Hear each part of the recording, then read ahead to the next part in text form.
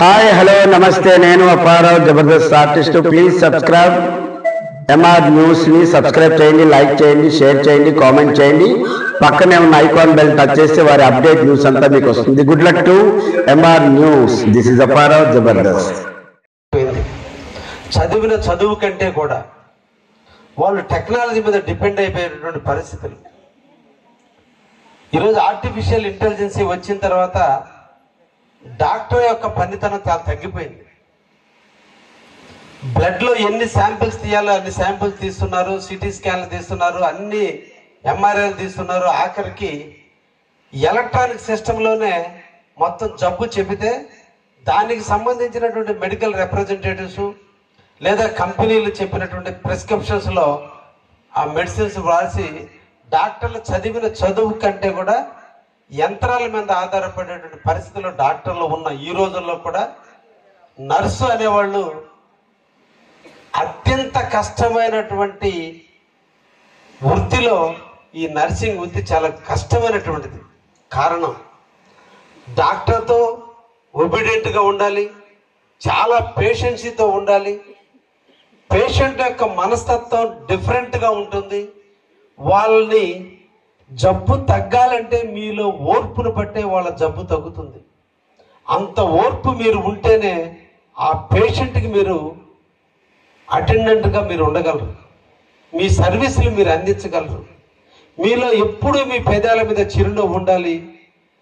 ఎప్పుడు కూడా మీ మనసులో పేషెంట్ మీద సానుభూతి ఉండాలి.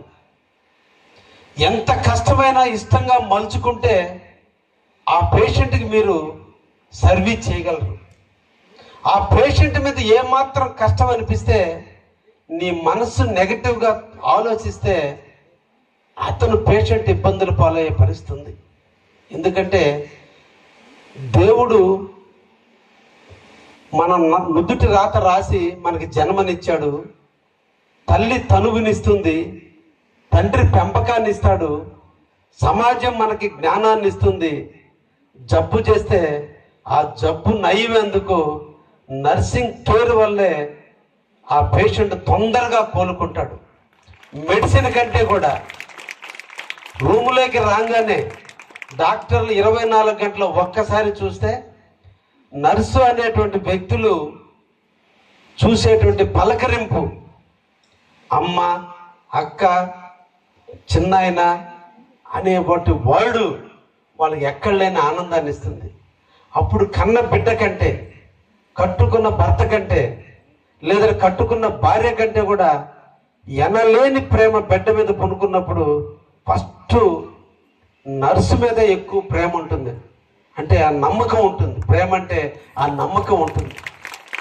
అటువంటి వృత్తిని ఎన్నుకున్న మిమ్మల్ని అందరికీ కూడా శిరస్సు వంచి నమస్కరిస్తూ, ఒకప్పుడు మన సనాతన ధర్మం, మన పూర్వీకులు ఆయుర్వేదం లేదంటే ఇంకితరితర ఉన్నప్పుడు కూడా